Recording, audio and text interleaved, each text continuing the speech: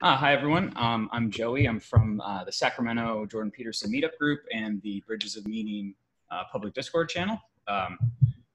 We're here today. We're just going to have a little chat. I'm here with my two friends, Tyler and Julian. I'll let them introduce themselves.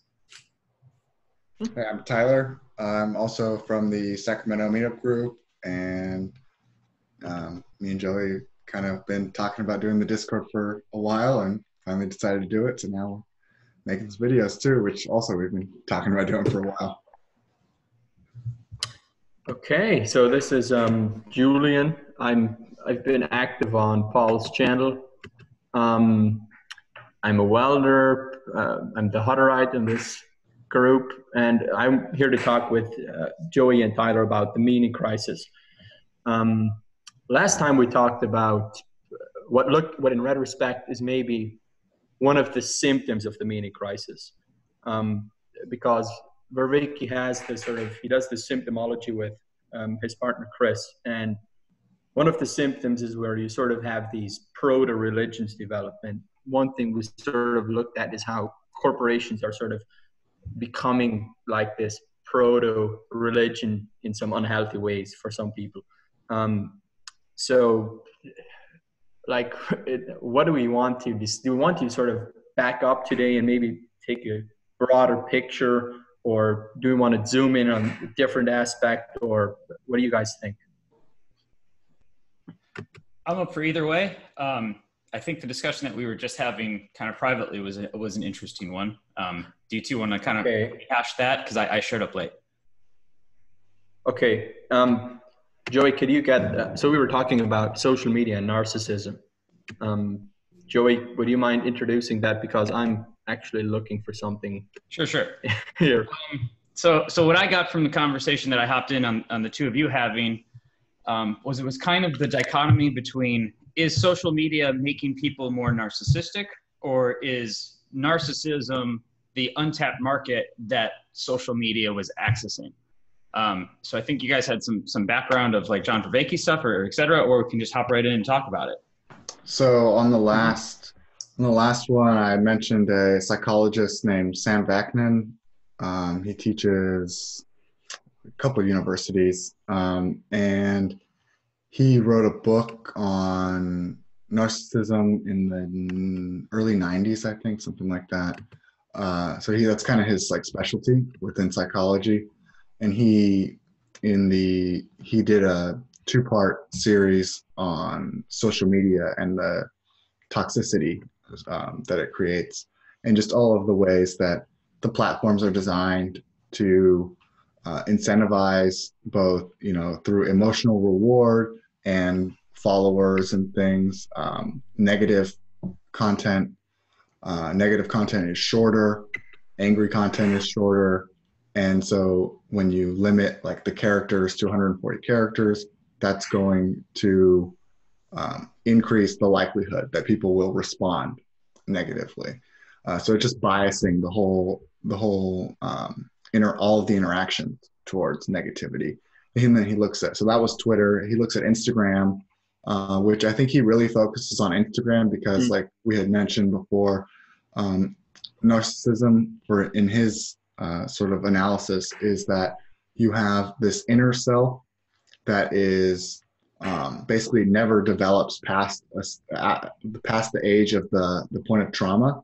So you have this inner self that then shields itself from the rest of the world, and that with social media, specifically Instagram, you create this mask over yourself, and that's what you share with everyone, and then you expect everyone else to validate the outer self and protect. And it's a defense mechanism for guarding against the trauma of the inner self. And so that's one of the main things he looks at in the social media series. And so the connection I made there was to Sickness Unto Death, which I've started reading recently, where Kierkegaard defines despair as the self hating itself. I don't think I'm quoting him, but it's something like that, where the self hates itself. And we connect that to narcissism because what's happening there is you're sort of creating this mask where you're hiding the fact that you're hating yourself, that you're sort of hiding all the rough edges and the things about yourself that you don't like behind this mask of narcissism. And this connects to social media because, like Tyler was just saying, it creates this mask where you're actually incentivized to just post the positive things, and that creates this false persona. And then there are some. I'm going to stop you there. I'm going to take it back, because what Tyler was saying was that was true in people who had experienced, I'm going to call it debilitating or stunting trauma is probably more accurate, because it's not debilitating because they're active and they're participating, but they're emotionally or socially stunted at a date that they experienced trauma. Is that yes or no? Is that right, Tyler? Roughly, yeah. I don't want to. I mean, he has so many videos on it that it's pretty complicated. But so the reason that that's a super important distinction is because then we have a subset of people who are prone to using social media in a more in an exacerbatedly negative way that you're talking about, Julian. Mm-hmm. Now the question, I know you have more to say, but the question I want people to think about is that true for everybody or only those people who experience trauma? But now I'll let you finish. Hold on, I guess let me just jump in. Sure. Yeah. Just on top of it. Yeah, sorry, Julian. But just, I want to say that one of the other things he talks about in his treatment of social media is that you also get it functions where it creates narcissists because people experience trauma on the platform itself. And so and it just creates a loop where you then, you only want to post the best pictures, because then you want to get likes. But then anytime you do, people are going to tear you down for it. And so then you retreat, and then you only then post even more manicured versions of yourself.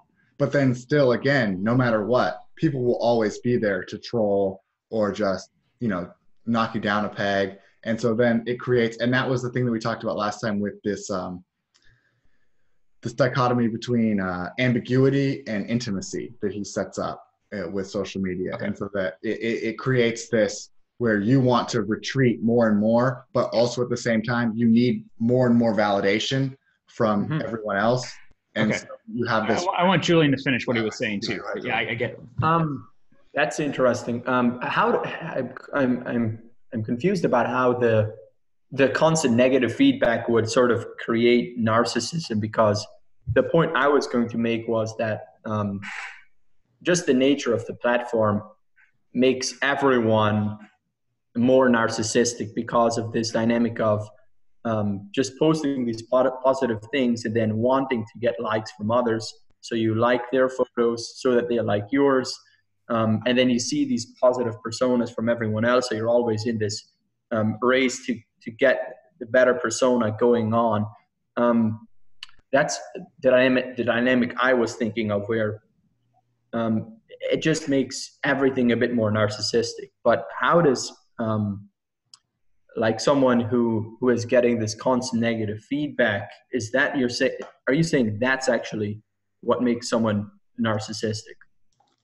I think in his framework of it, you're looking at so I guess it's constantly inflicted trauma, and then narcissism is the defense mechanism against it. I think defense mechanism is the wrong word, because defense mechanism implies stopping. I think like opiate or something is a better description, because it's what's then covering up the pain of the constantly reincurred trauma is what he's calling it. Sure. But when we say, oh, that seems narcissistic, I think what we really usually mean is egotistical. And so that's more kind of what you're getting at. But in his, virtue signaling is what it often seems like. It's like you're sort of over showing some aspect of yourself you want others to appreciate, sort of. Right. Is what I think we would recognize as egotistical, maybe. Right. But it's like the love. So love of the self is narcissism, but that you're showing it out to everyone else. So it's like you're you're seeking the love from everyone else, but it's actually because you have this inner, like that you like you keep that to yourself and you show everyone else this fake version of you, and you want them. And so that's, I think, and this is just me going up, like seeing like the number of different videos that this Vaknin has done, but that when he says it's the defense mechanism, he's talking about the outer self that you put out there. So whatever the image that you show, that's the defense mechanism, because that protects the inner from anybody else seeing it. Yeah. And so it's like, you're the only one who can love the inner self, and that's where the narcissism comes in, I guess. Do you guys have any more clarifications on kind of setting up this problem? Because I think last time I did promise that I would offer a challenge to this, and I think I'm that was the commodity one, right, Jerry? Yes. Yeah, I mean, we can just go into that, or we can talk about the other meaning crisis, like Julian said, the symptom. Hold on. You have something you wanted to bring up with that, Julian? Hey, let's pause it. He's got something going on. Okay, we're back.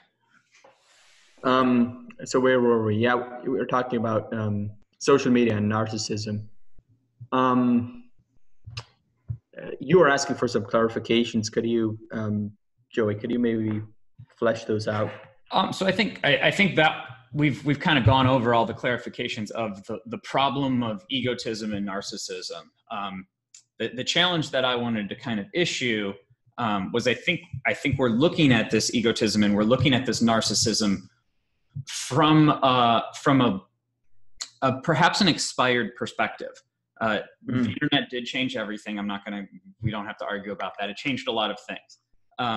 But we have these professors that are coming out and they're saying things like the internet's making us more narcissistic. I think that's true if you were evaluating it as every single post on a social media platform is like a magazine publication. A magazine publication should be well edited, well structured, not serving an individual, serving the audience instead. Like there's all these different qualifications that old media used to have that new media maybe doesn't have as much anymore, especially at the social level. So you have all these YouTube influencers, and yeah, we should expect people with millions of followers to act more like a magazine than they would an individual. But at the individual level, can we have that same expectation?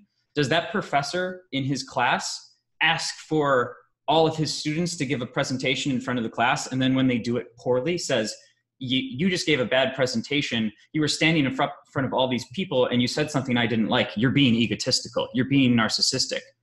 That's not true. They weren't doing that. Even if they do it very poorly, they were practicing a skill that they need to achieve some future goal. Now, academia is set up in a much, this is arguable, but generally academia is set up in a much more structured way, is that you're practicing for a career position later. You're practicing for XYZ later in your life. Social media, are we just serving ourselves? Are we just serving those dopamine receptors? Or is every single interaction we're doing practice for something that we're going to do in the future? And I can see how it could go one way or the other, but that's what I'm super interested in exploring is, can we make people use these systems that are being set up to make themselves better people? And I'm throwing that out there and I'm inserting myself into that because I think that I left all social media after the 2016 election because it was toxic. It was too much. And the way I was using it and the way I was responding to it was toxic and was too much. Since I've returned and I've tried to introduce a lot more healthy habits into the way I use it, the things that I like, the people that I interact with, the way I filter things in and out, and I'm loving it. And it's enhancing my life as opposed to detracting from it.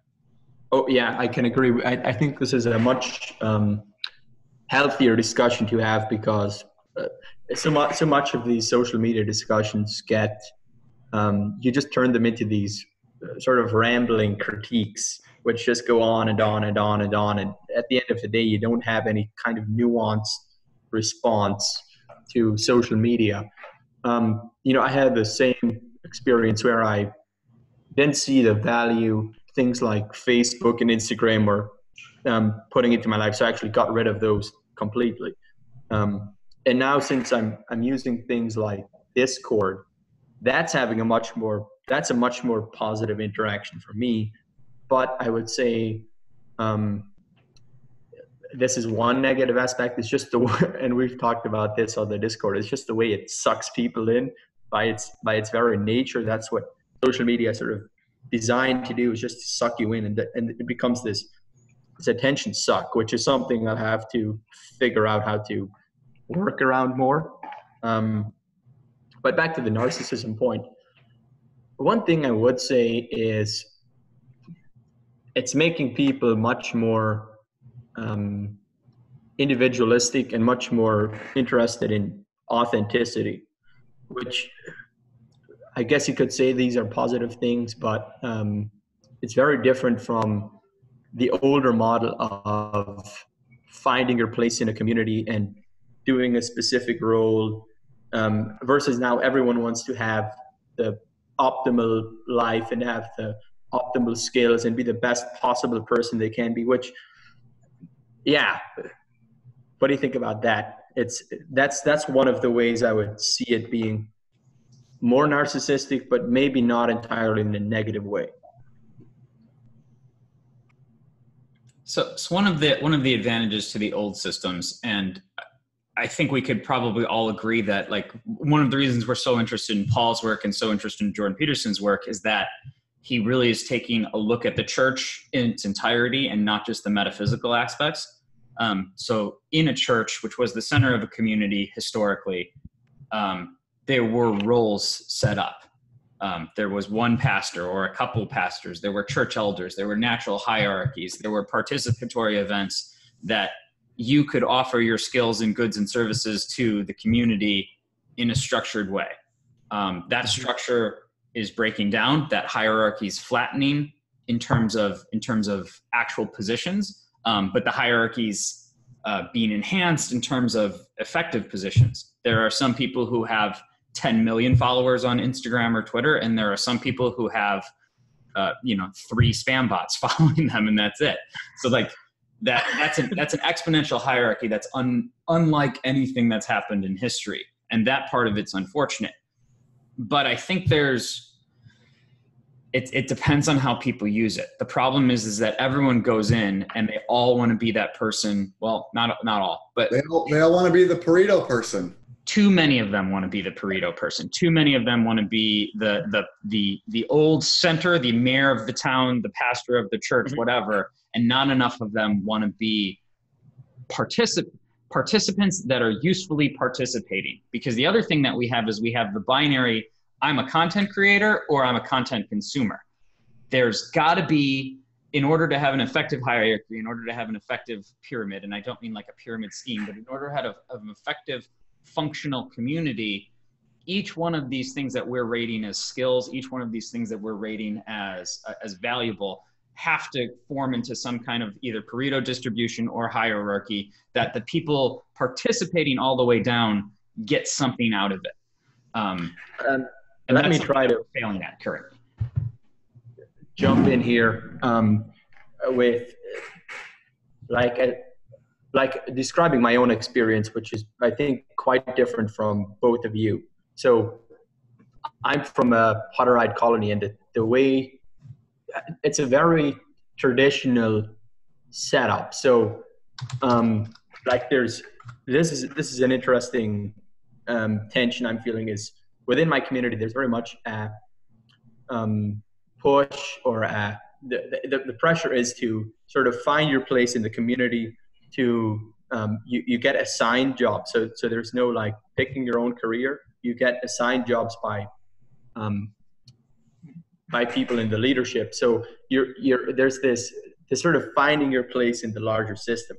And what is there movement too? Is there some fluidity to it, or it's like you get assigned a job at 16 and that's what you are until you're 16? Oh no. I mean you would get. I've had so many different jobs. Like when I turned like 12 or 13, you would get like different jobs every year, and now the jobs get rotated and these types of things. But I'm just saying there's much more of a centralized system. you can almost describe it as like Soviet communism in a way, because it's like there's this. Don't take that too negatively. Don't get triggered. It would be non-Soviet communism. It would be the kind of communism that actually works effectively. But yeah, sorry, go ahead. Communal living. Yeah.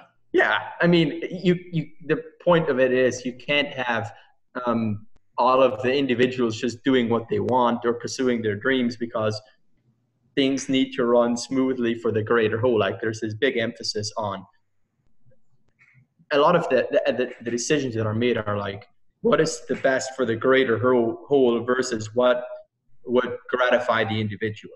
So there's this pressure, I feel personally, where it's like I very much am attracted to this sort of, individual self-improvement, be the best possible person you can be. But on the other hand, there's my community telling me, fit in with the larger system, this type of tension. And I think that type of tension is maybe present with what you call the old system and the new system. So maybe that's what I think is partly behind people saying, there's a greater narcissism today. And I actually don't think that social media is creating more narcissists. I think it's the other way around. I think it's that because you had MySpace, right? You had MySpace. I think I was in like middle school when MySpace came out, and I was like, "What's that?" Okay, you put music on it. Not interested, right?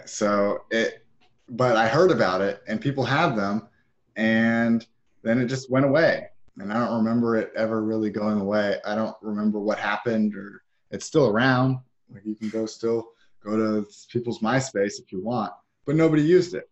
It didn't have the same staying power that Facebook then did 5 years later, 8 years later, whatever it was. And I think there's also a thing that has to be factored in is the technology with your phone, right? There's no MySpace app on your phone to be able to have you in constant contact with it. And I think that was a game changer. The iPhone comes out in 2007, and then you get Facebook. And so it kind of like those two are inextricably tied. But I still don't think that, I think most people are using it at a very, when I say, I mean shallow, as in they're not advanced users, not that they're doing it for shallow personal means, but they're not doing it to build. Most people are not actually building a brand, but the people that are successful doing it are using it in that way. And so I think there's a disconnect between, the only example that you're being shown for how to use social media is by the top, 1% or 0.01% of users. And so you see those people and you say, oh, and so I don't think very many people are actually trying to be that person, but there's no good model. They're imitating, yeah. Yeah, and it's not even right. If you're trying to be that person, then you're consciously imitating. But if you're not, you're just seeing that, oh, that's how people use this. So it's just setting you down this path that people don't even know they're walking down. And so I think that is one of the issues. And that's, again, so one of the things with Discord, we don't have advertisers on Discord. So no, the only thing keeping you coming back is the content itself. Whereas on these other platforms, I need to push back. So have you, what's this guy's name? His last name is Harris. He's been this big critic of social media. You guys heard of him? The guy with the dreadlocks? No, I don't think he has dreadlocks, but okay. We'll call him Mr. Harris. You guys can Mr. Not Sam Harris. It's not Sam Harris, it's another Harris. But this Mr. Harris makes the point that even if you want to sort of say, okay, let's take social media as a tool, and it's up to the consumer, the individual, to decide how he wants to use this tool. Like, can he use it to build positive community, to, you know, keep him motivated in his self-improvement tasks, to whatever. The problem with that is that the way social media is being designed and the way the pressures are on the corporations to design it is to undermine that by making it more addictive. They have these neuroscience have like neuroscience behind like the way the color red attracts you to keep coming back. So I would say what keeps me coming back to Discord isn't just like the positive conversations and the good community and the good people. It's also the fact that, you know, it sucks you in by its very nature. So I would say also to your point about social media making narcissists finding social media, I think of it in terms as an agent arena relationship where it can easily get enhanced, and like you can easily fall into this negative spiral. If you don't use social media to establish your own framing of yourself and your own game within your world, within the real world, using these as tools, they're providing you a game that they want you to play that works for them. And if you're lazy, you'll fall into that game. And I use lazy loosely because I don't actually mean it as, because if you're not vigilant, this is novel. This is new. So I'm not gonna berate people for not doing this properly. You know, we've been doing social media for less than 20 years. Most people far less than that. This is a new paradigm, and we have to set up our own systems within it. Otherwise, they will be set up for us, and I doubt many people will like what others do for us. So it's like, let's do it for ourselves is kind of my idea. We do have 10 minutes left on this, so let's wrap it up in the next 5, and we can do another video on the next topic if we want to. Okay. What else is there to cover with social media? Maybe we could end with some positive ways of, you know, I just made the point that social media sort of incentivizes you to use it negatively. So how can we overcome these ways? Like, one thing that comes to mind, which I don't personally do, but I probably should, is to just check your Discord or check your Gmail or whatever at specific times of the day. So like, say, I'm going to lay aside 20 minutes to check my Discord at these times of the day. That would be maybe one way of getting it under control. I think that's good.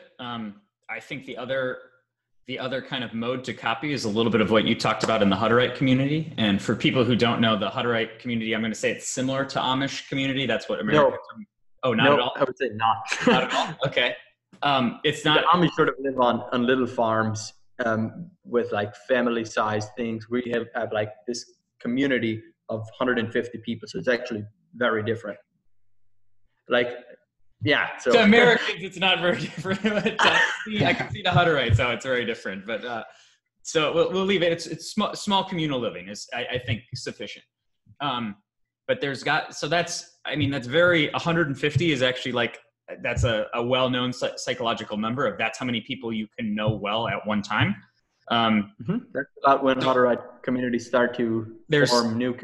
Yeah. So in social media, I think there's something to be said for that there's got to be a combination of what your how you just described your community is doing, and how social media works is we have to form these communities, and we have to find within our communities our places within those communities. What can I contribute to this particular community? What can I do? How do I fit into this particular working unit? And some of that is going to be prescribed to you by others, and some of it's going to be your choices and your expressions of yourself emerging from yourself. Then you fit into that community, and then that community functions. Now, Facebook and Twitter and all these other things are not explicitly set up to do that. Discord's not set up to do that either, but the framework, the tools within those the tools within those systems exist to create the communities that I'm talking about. And if we can mimic those things, I think it's going to be so valuable. And I think that's kind of what we're doing on the Discord server, at least so far. So, and I would say most of the problems with social media are problems with human beings, not with the platforms. And so that the main thing I see is decommodifying the people that you interact with on social media. And that's where I think part of the using your name, it comes in, and using your picture, a real picture of you is another great one if people are comfortable with that. But just trying to match your online persona to your real person as much as possible, because then it will act as a check. Like, oh, do I really want to say that? If you don't have that, if you're just a, stock avatar and some random name that nobody knows, you'll say anything. There's no, so find ways of placing checks on yourself where it's, do I really need to say this? What does this add? And that goes along with the decommodifying, because if you're just treating every person who sees your post as a collectible, then you will say whatever gets the most people to see your post, and that will be angry. And so that's where then it's only at that stage that then you start getting into the platform design issues. But everything up until that is just a human response to like, oh, I want this, I want that, right? So you're placing controls on your own will and trying to align your online self with your real. There's something truthful and honest about being yourself, and like being yourself explicitly, as opposed to. And I think we've seen that, and that's something that I think one of the good things about social media, like YouTube and stuff, that we've had the artificially crafted, very clean message for like the traditional broadcast signal has been that for so long. And that's why people like Joe Rogan's podcast. They like seeing people who just pull out their phone and do vlogs, right? Some of the biggest, and this is not the things that most of us are into, but there are huge influencers, let's just say, where all they do is just live their life, and they'll shoot a little vlog, like a 15-minute video on it of them with their kids, going to the store, doing whatever, right? And people like seeing that unfiltered, and it's still filtered, obviously, because they know that they're filming, right? You can't ever separate that. But at the same time, there's no crew, there's no stage, there's no lights being set up. It's just people filming themselves doing things. And that authenticity resonates with people. There's something there. Yeah. And that is a positive, I think, of social media. Okay, we got to get it over to Julian. Julian, you got about 60 seconds to wrap it up, and then we got to say goodbye. I'm not too good with these pressure things. Okay, fine. 30 seconds. Even better. Oh yeah, this has been good. So we discussed like social media and narcissism today. I'm trying to think of what would be a good thing to talk about next time. Maybe one thing I'd like to run through with you guys is the whole archetype of the zombie, and just discuss like those different aspects, which I think is, if we're talking about the meaning crisis, that's just a very helpful way of compressing the whole thing into one image. I think that'll be a fun conversation. I'm looking forward to it. So we do have to wrap it up now, but I hope everyone enjoyed that, and we will talk to you again soon. Okay. You guys want to say goodbye? Bye, guys. You're going to run the next video, Joey, because you're much better at this than I am. So.